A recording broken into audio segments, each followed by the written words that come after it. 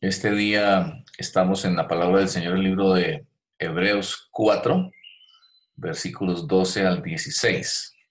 Vamos a hacer lectura del texto y les animo a tener las Biblias a la mano, tener en qué tomar apuntes. Es muy importante el devocional, escribir, no solo escuchar tal vez y seguir la enseñanza como aquí en este momento, sino realmente tomar nota de lo que estamos aprendiendo es bien importante. El pasaje de hoy dice entonces la palabra del Señor, porque la palabra de Dios es viva y eficaz, y más cortante que toda espada de dos filos, y penetra hasta partir el alma y el espíritu, las coyunturas y los tuétanos, y discierne los pensamientos y las intenciones del corazón. Y no hay cosa creada que no sea manifiesta en su presencia. Antes bien, todas las cosas están desnudas y abiertas a los ojos de aquel a quien tenemos que dar cuenta. Por tanto, teniendo un gran sumo sacerdote que traspasó los cielos, Jesús, el Hijo de Dios, retengamos nuestra profesión, porque no tenemos un sumo sacerdote que no pueda compadecerse de nuestras debilidades, sino uno que fue tentado en todo, según nuestra semejanza, pero sin pecado. Acerquémonos, pues, confiadamente al trono de la gracia, para alcanzar misericordia y hallar gracia para el oportuno socorro. Qué hermoso texto. Es un pasaje corto, es la continuación de que ayer estuvimos meditando y realmente, bueno, contiene muchísimas enseñanzas. Vamos a centrarnos en un par de ellas. Comencemos, evidentemente, pues es un pasaje que se enfoca en la palabra del Señor, la importancia de la palabra. Y lo primero que dice es que la palabra de Dios es viva y es eficaz. Recordemos aquí al comienzo lo que dice en 2 de Timoteo, capítulo 3, donde dice que toda la escritura es inspirada por Dios. Justo lo primero que dice aquí, lo primero que declara, es la palabra de Dios. A mí me gusta casi siempre usar el término justo así, la palabra del Señor o la escritura. Es importante que tengamos un aprecio, que amemos la palabra. El Salmo 1 también dice que debe ser ella nuestra delicia. Y, y ahí en Timoteo, volviendo, dice que es eficaz, dice que es inspirada por Dios y es útil para cuatro cosas: para enseñar, para redarguir, para corregir y para instruir en justicia. Y bueno, en ella misma encontramos cantidad de principios y enseñanzas en diferentes pasajes. Vamos a ver hoy algunos de ellos. Esto dice justamente en Timoteo para que, o a fin de que el hombre de Dios sea perfecto, seamos perfeccionados.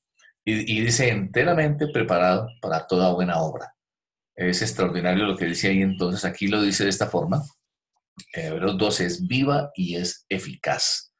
Bueno, dos palabras importantes. Viva, la palabra de Dios tiene esa característica.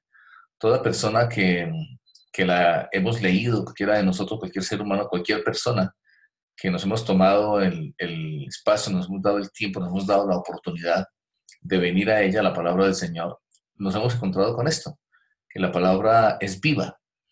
A veces decimos que cuando una persona enseña, inspirada por el Espíritu Santo, alguien predica o comparte una enseñanza, guiado, capacitado por el Espíritu Santo, que la palabra cobra vida.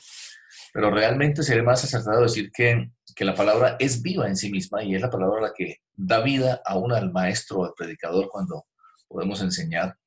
Él nos da vida al momento de un sermón, de una enseñanza, pero pues no únicamente en esos momentos, todo el tiempo, para nuestra vida en todas las áreas: vida familiar, trabajo, área física, área financiera, en todos los campos de nuestra vida, pues la palabra es viva y es la palabra eterna de Dios. No es un libro más. La encontramos y Dios nos ha puesto, nos ha depositado, bueno, en la antigüedad, en los rollos, en los papiros y pergaminos, luego al aparecer la imprenta en forma de libros, y hoy la tenemos en forma digital y tantas maneras y opciones, pero es ella misma, es lo que contiene, su contenido, su esencia, la que es viva y es eficaz.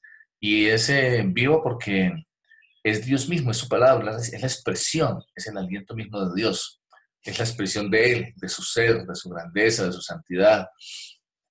Por medio de ella Dios transmite todo de sí mismo, Él ha plasmado en ella cuando fue inspirada en los escritores originales y luego cada vez que la leemos, Él nos enseña el Espíritu Santo como maestro de la palabra, de Él mismo, de su esencia, de su naturaleza, de su grandeza, Él nos comunica a través de su palabra, en este caso la palabra escrita.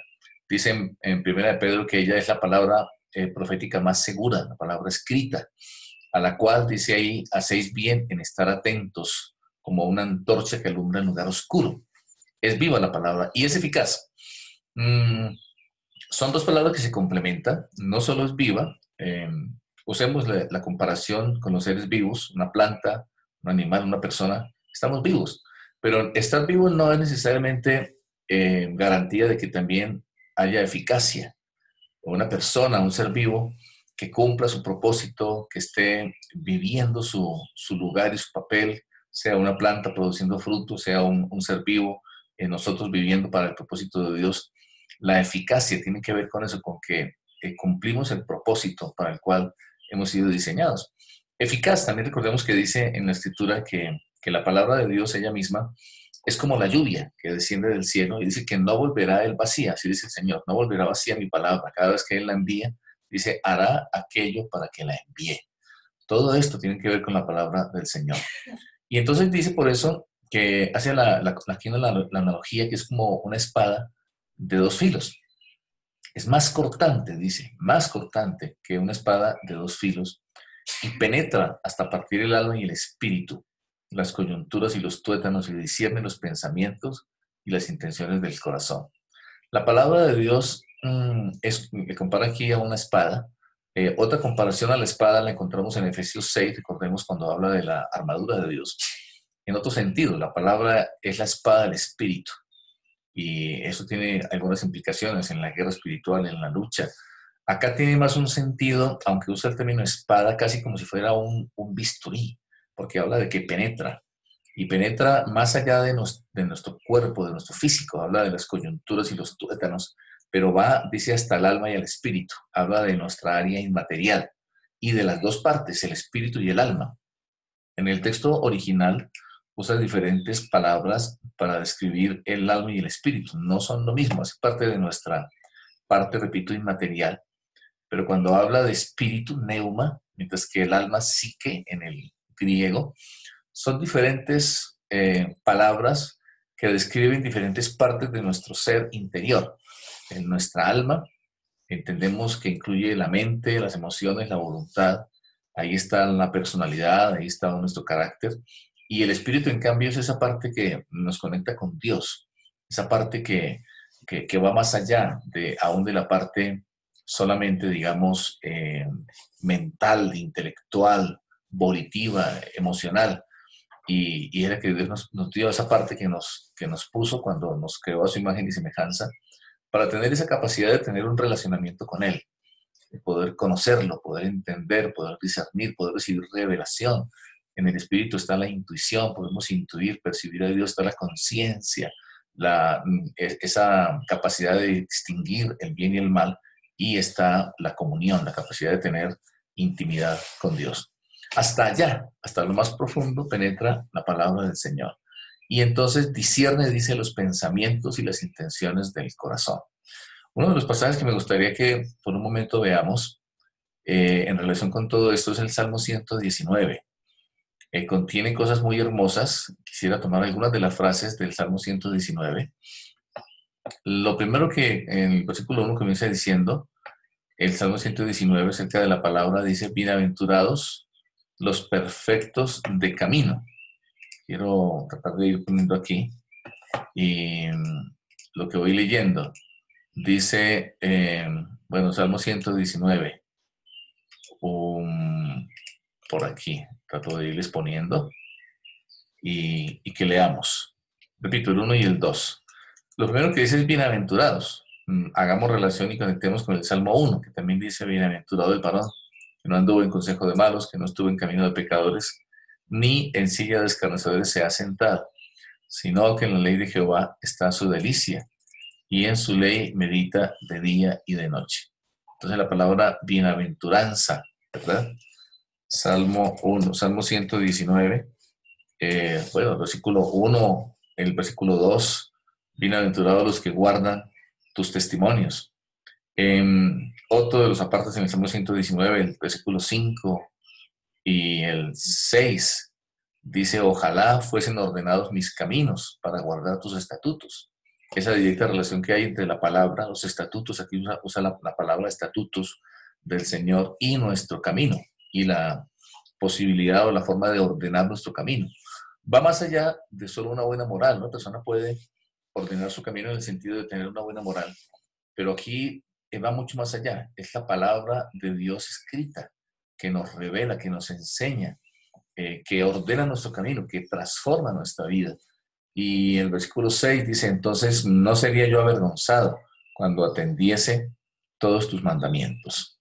Otra parte que quisiera que leamos, y voy a pedirle favor a Marquito Ojeda, si nos lees el Salmo 119, los versículos 9 hasta vamos a leer hasta el 13, del 9 al 13. Marquito, por favor, yo voy a compartir aquí pantalla, vamos a ir viendo. Salmo 119 del 9 al 13. Si nos ayudas, Marquito, por favor. A ver. ¿Con qué limpiará el joven su camino? Con guardar tu palabra.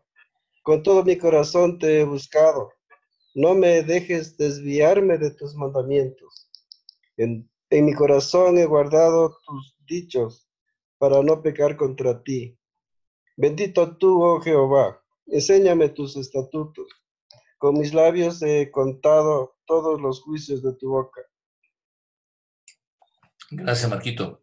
Y podríamos continuar. El Salmo es bastante extenso, es el capítulo más largo de la Biblia, recordemos. Y ahí continúa diciendo, me he gozado en el camino de tus estatutos más que de toda riqueza. En tus mandamientos meditaré, consideraré tus caminos, me regocijaré en tus estatutos, no me olvidaré de tus palabras, etcétera, etcétera. Podemos tomar cualquier cantidad de verdades y enseñanzas aquí en el Salmo 119 acerca de la palabra del Señor. Pero bueno, regresando, y un poquito ya para redondear el pasaje de hoy, Hebreos 4, estábamos en el versículo 12. Ella discierne, ella penetra y discierne, nos permite entender, diferenciar entre lo bueno y lo malo, entre lo que es y lo que no es la voluntad de Dios. El versículo 13 dice, y no hay cosa creada que no sea manifiesta en su presencia. Antes bien, todas las cosas están desnudas y abiertas a los ojos de aquel a quien tenemos que dar cuenta. Aquí pareciera haber una tal vez confusión o por lo menos falta de claridad si se refiere a que todo lo creado es manifiesto en la presencia de la palabra o en la presencia del Señor. Y bueno, en realidad no se puede separar. Viene hablando de la palabra, cómo ella penetra como espada de doble filo y cómo discierne los pensamientos y las intenciones del corazón. Y empieza a hablar de cómo no es posible que nada esté oculto. Todo está manifiesto en la presencia de Él, de aquel a quien tenemos que dar cuenta. Y es porque está de la mano. Vamos a dar cuenta justamente en relación con la palabra, de acuerdo a todo lo que Él estableció en su palabra, los principios y verdades que Él nos dejó en su palabra, estatutos, mandamientos, preceptos. Usa aquí el Salmo y los salmos usan diferentes expresiones para referirse a la palabra del Señor. Todo el conocimiento y el consejo de Dios expresado en su palabra. Seremos cada uno juzgados. Tendremos que dar cuenta de acuerdo a la palabra del Señor. Ella nos establece los parámetros, las directrices, los principios de vida que el Señor espera que cumplamos. En el versículo 14 y 15 habla de otra gran verdad hermosa que también se relaciona, y es que el Señor Jesucristo es nuestro gran sumo sacerdote. Él traspasó los cielos, del versículo 14. Y entonces dice, teniéndole a Él como el gran sumo sacerdote, dice, retengamos nuestra profesión. Recordemos que el sacerdote era la persona elegida por Dios para ejercer un ministerio a favor del pueblo, conduciendo, guiando el culto al Señor. Y en ese sentido era un intermediario entre el pueblo y Dios, más en esa dirección, porque el profeta, en cambio, es más una persona que venía trayendo la palabra de Dios hacia el pueblo. Y el sacerdote era aquel que desarrollaba ese ministerio sacrificial a través de los corderos, llevando al templo para reconectar al pueblo con Dios, para el perdón, la confesión de los pecados, la adoración al Señor. Pero todo eso era una simbología, todo eso era una representación de lo que se ha cumplido totalmente en el Señor Jesucristo. Y le llama a él el gran sumo sacerdote. Entre todos los sacerdotes en Israel había uno, el principal sacerdote, el sumo sacerdote, que era, por ejemplo, el único que podía entrar al lugar santísimo una vez al año, en el gran día de la expiación, trayendo la sangre derramada a favor de la nación para expiar los pecados del pueblo. Él es el gran sumo sacerdote, él traspasó los cielos. Y dice el 15 algo hermoso, dice que no tenemos un sumo sacerdote que no pueda compadecerse de nuestras debilidades, sino uno que fue tentado en todo, según nuestra semejanza, pero sin pecado. Él es perfecto mediador y dice la Escritura que no hay otro mediador entre Dios y los hombres, sino Jesucristo el justo, porque Él se hizo hombre, porque es sin pecado, porque es Dios mismo, pero también hombre. Y las dos naturalezas en Él le hacen entonces el único que puede, dice aquí, compadecerse de nuestras debilidades, entender, y que además llevó nuestros pecados en la cruz. La gran conclusión, ¿cuál es? El versículo 16, que es bien claro y práctico y sencillo. Entonces, ¿qué tenemos que hacer? Entonces, ¿qué es lo que me debería llevar a mí? Entender que la palabra es una espada de doble filo, entender que ella discierne mis pensamientos, las intenciones de mi corazón, que Él es aquel a quien yo debo de dar cuenta y el gran sumo sacerdote que llevó mis pecados en la cruz y que es el único intermediario. Dice que no hay otro mediador y que no hay otro nombre dado a los hombres sino el del Señor Jesús. Pues es eso, acercarme entonces confiadamente al trono de la gracia. Lo que esto nos tiene que llevar diariamente, permanentemente, es a un estilo de vida, a una manera de vida diaria de acercarnos al trono de la gracia, a la presencia del Señor. Me encanta esa expresión porque es un trono y el trono es gobierno, el trono es reino, soberanía, poder, majestad. Pero aquí dice gracia, trono de gracia. Y eso es para nosotros el trono del Señor. Entonces, cada vez que lo hacemos, dice aquí, alcanzar misericordia y hallar gracia para el oportuno socorro. Qué hermosa enseñanza, qué hermosa la palabra del Señor. Tomar todo esto, les animo, y guardarlo en nuestro corazón. Valdría la pena y ojalá podamos hacerlo, y especialmente ahora que estamos en este ayuno de 3 días, poder profundizar este pasaje. Hay mucho, mucho que podemos aprender y profundizar aquí en la palabra del Señor. Esto entonces es lo que tenía preparado para compartirles de Hebreos 4, del 12 al 16.